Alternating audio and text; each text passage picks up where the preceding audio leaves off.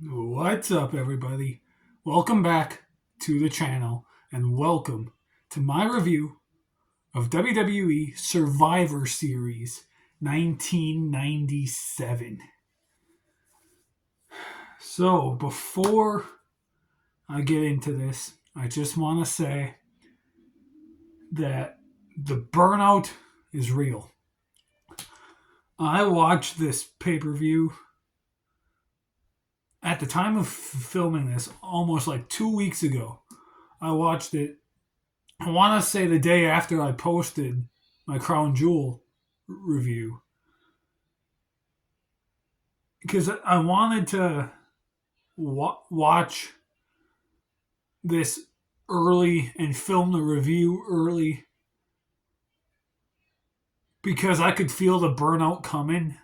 And so I'm like, if I watch it and film it, I'll take these the next few weeks off and I'll be good. But I'm going through this burnout phase where I just didn't get around to filming it. And now here we are. It's Tuesday afternoon. I've been posting these on Wednesdays, which means tomorrow at the time I'm filming this. So I'm just like, F it. I gotta like force myself to do this because I'm just experiencing burnout. But here we are. I took some notes.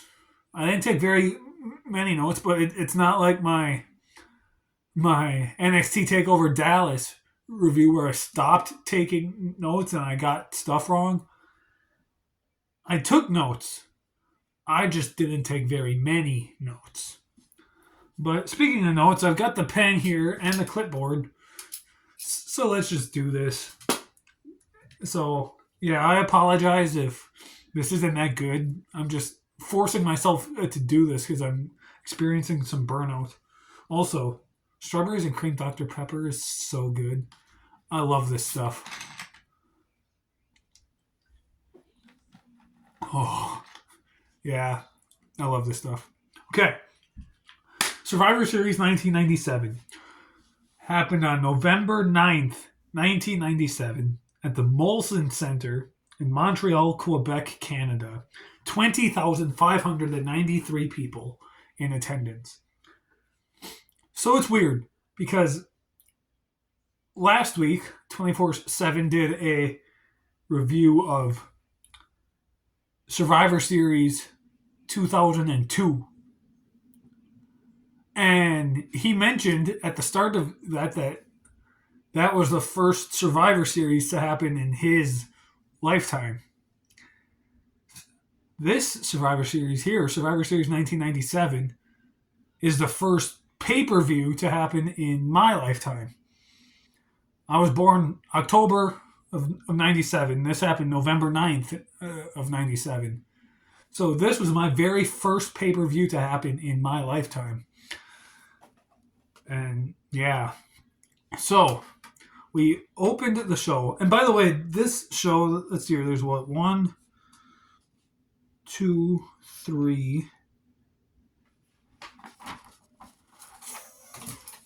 4?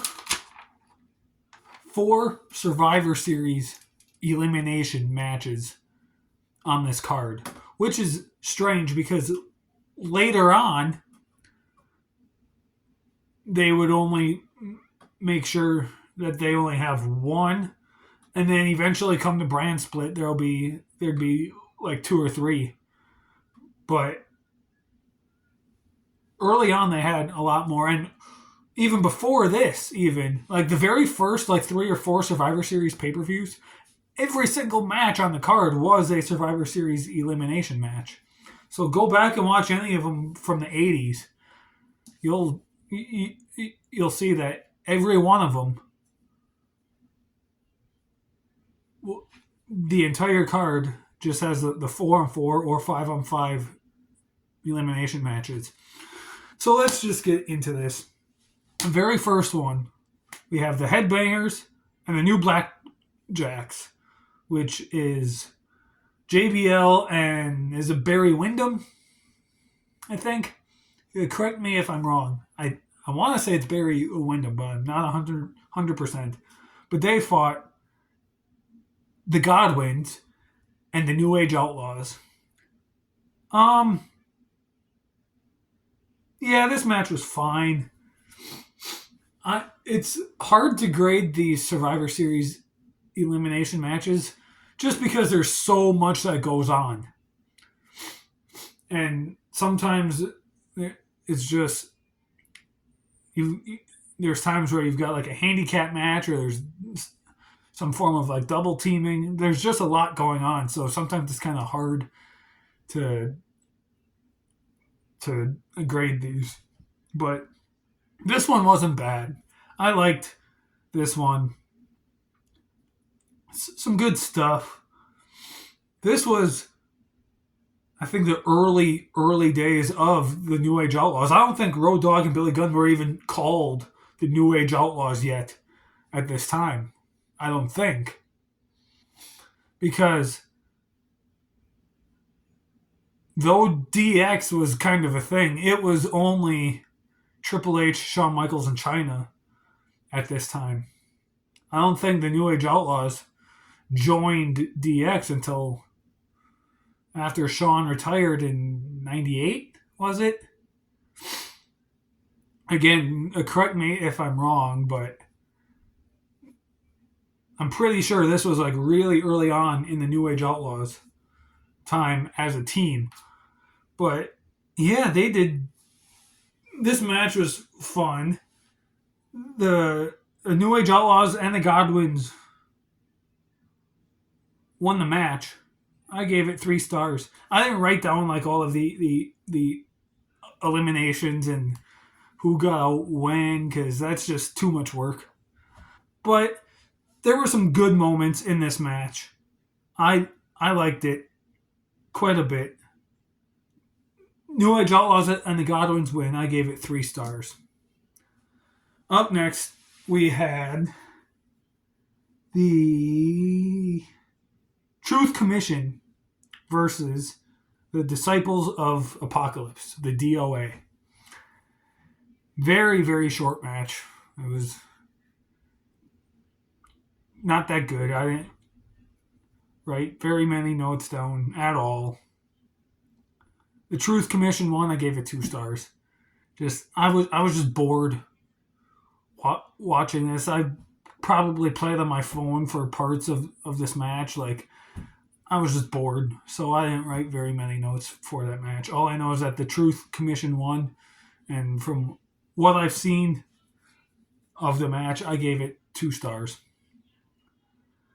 And just, I should have mentioned this earlier, the fact that there's so many Survivor Series elimination matches on this card, that also kind of doesn't help because though they're different superstars in each one, you're basically kind of watching the same match like 4 times.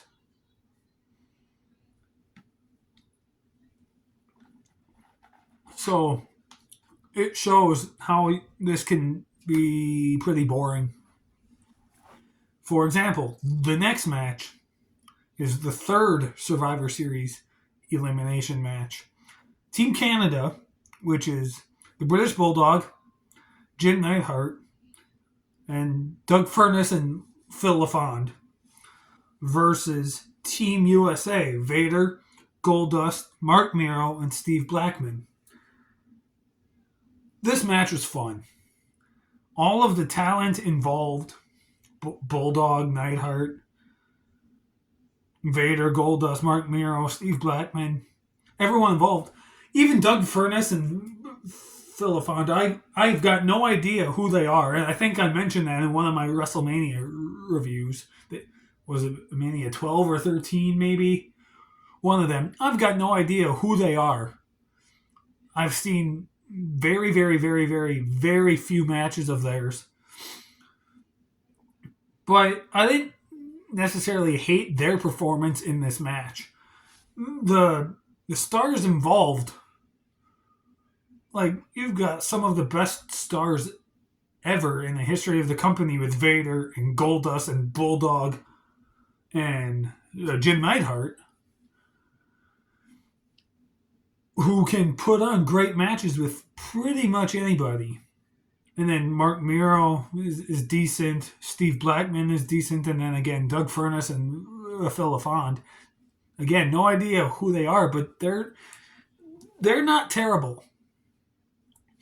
So, though I liked this match, I almost feel like going in because of the talent involved, my expectations were a little too high. I thought this was going to be an awesome, awesome classic Survivor Series match that people would talk about for a long time. Because going into this show, the only match from this pay-per-view I've ever seen was the Montreal's Screwjob. I had never seen any other match from this show before, so I'm going in with fresh eyes watching this. And so when I saw that this match was happening, I'm like, dang, that'll be awesome. And then, yeah, my expectations were too high because it was a good match. I liked it. But I was, with the talent involved, I was kind of hoping for more than what we got. Still wasn't bad. Team Canada, which was Bulldog, Neidhart, Furnas, and LaFond, they pick up the victory. I gave it 3 stars. I liked it. Not a bad match. Up next, Kane versus Mankind. And this is Kane's first match, I believe. He debuted at Bad Blood 1997 in the Hell in a Cell match, which was the last pay-per-view before this. So go check out 24/7's review of that and posted a month or two ago. Go check that out. And you'll hear him talk about Kane's debut. I'm pretty sure this was Kane's first official match because I don't think he had a match on Raw in between Bad Blood and Survivor Series. I don't think. Maybe he did, but I'm not 100% sure on that. I'm pretty sure this is Kane's first ever match as a Kane character. Obviously, if you don't know, he used to be Fake Diesel. He used to be Isaac Yankem. So he had other pay-per-view matches in WWE. But this is his first one as the Kane character. And he fought Mankind, one of the greatest of all time. So going in, again, I had pretty high expectations. And I think my expectations were a little too high. Again, not a bad match. I liked what we got. It was a little on the shorter side. It was only about 9 minutes, 9.5 around there. So a little on the shorter side, but it was okay. I liked it. Kane won, 2.5 stars. Some good stuff here and there, some not so good stuff. But overall, for the most part, I liked it. And this would just kind of continue the feud between Kane and Undertaker going into WrestleMania 14. And because Kane and Undertaker didn't have... So Kane debuted in the Hell in a Cell match at Bad Blood. Tombstone to Undertaker, and then they basically feuded back and forth with each other until WrestleMania, and they didn't have a match against each other until WrestleMania 14, which was, about 6 months after Bad Blood? So you basically had a 6-month storyline and had matches like this one against Mankind worked through there. And then I think at the Royal Rumble, Undertaker fought Shawn Michaels in a casket match, I believe. And and yeah, greatest story ever told is Kane and Undertaker being brothers.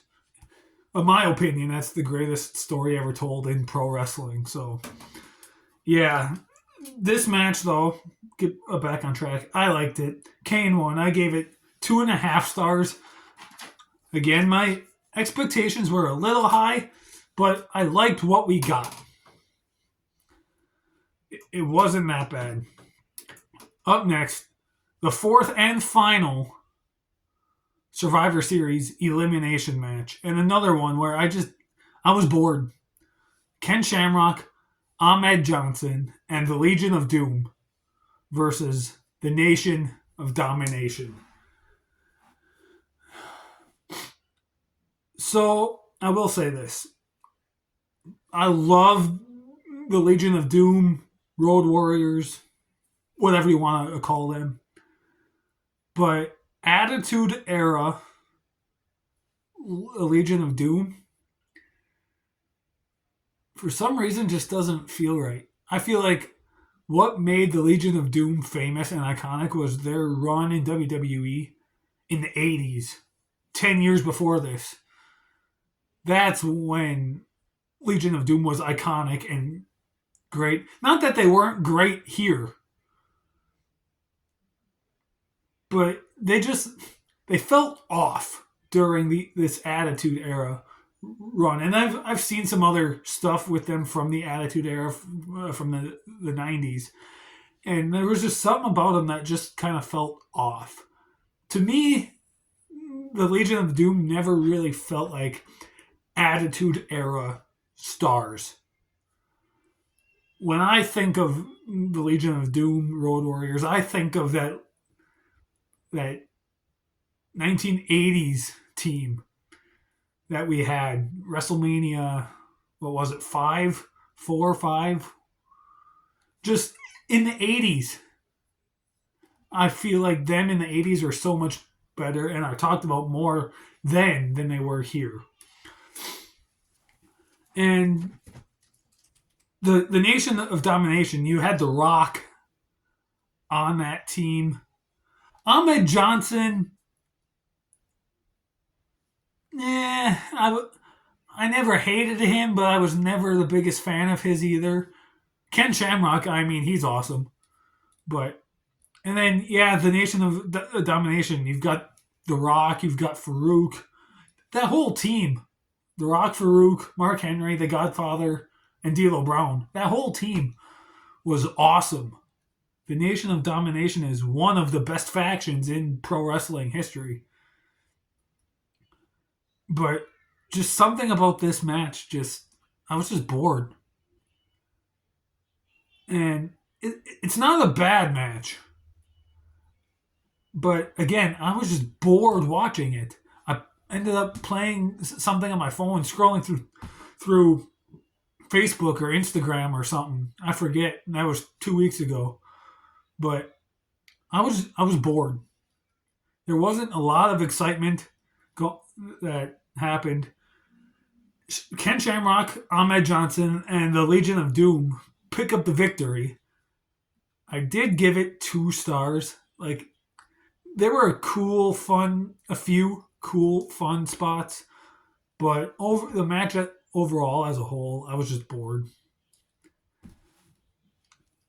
Up next, the first of only 2 2 title matches on the card. The Intercontinental title match between Stone Cold Steve Austin and Owen Hart.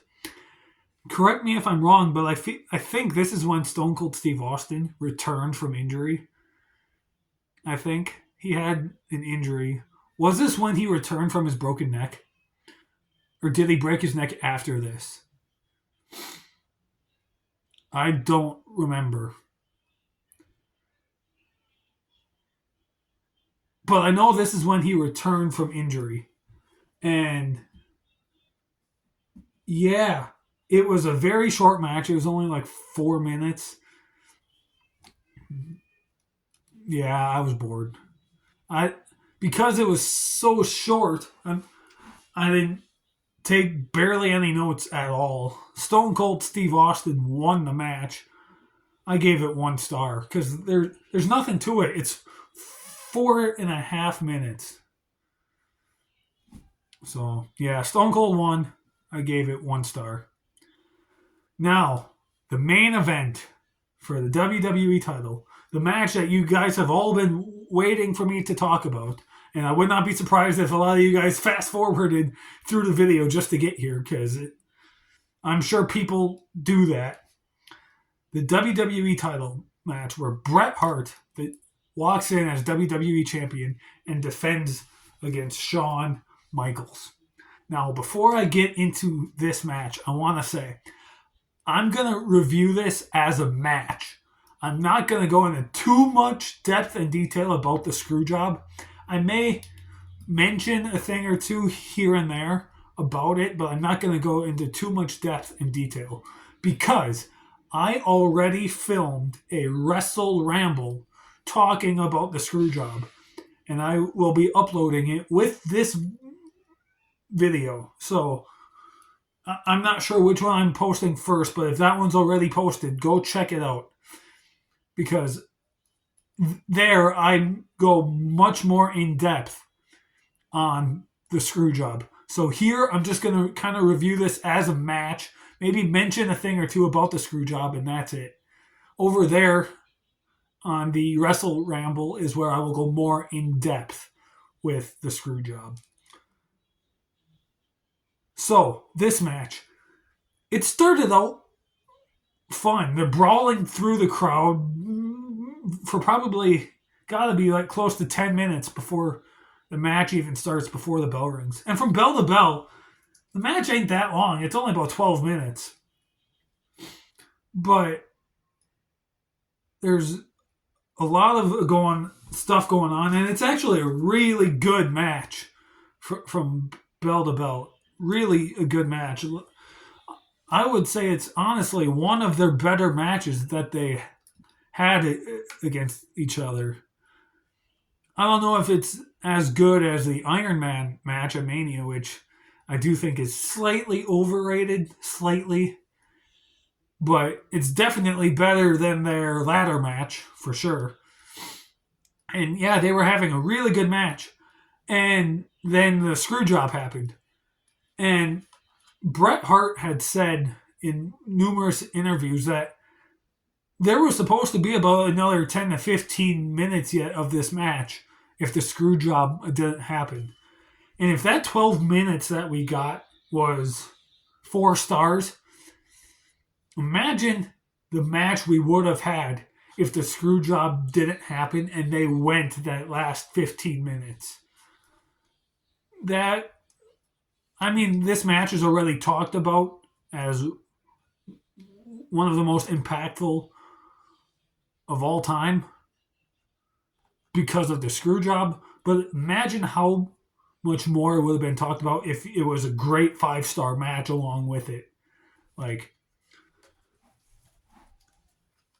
I can't even imagine what kind of other stuff they would have done in that match if the screw job didn't happen, because it was a good match. Again, Shawn Michaels won 4 stars. Shawn won because of the screw job. Vince is out there. Bret spits in his face after the screw job happens. Backtrack. Shawn puts Bret in the sharpshooter. Referee rings for the bell. Bret didn't even tap out. Vince is out there. Bret spits in Bret's face. Does a whole WCW thing. Shawn walks off. Show's over. 4 stars. Yeah. If you want to hear more details on the screw job, again, go watch the Wrestle Ramble that I filmed. I am uploading it with this same day. So go check that out. But yeah, guys, that is it. That was my review of Survivor Series 1997. Hope you guys enjoyed it. 2 more Survivor Series reviews yet, and then I am taking a break from YouTube for a while. I'll go more in depth on that in 2 weeks on my Survivor Series War Games review I do. I'll go more in depth there, but for now, next week, 24/7 is back and he will be reviewing Survivor Series 2016, the first Survivor Series after they brought back the brand split. So that'll be fun.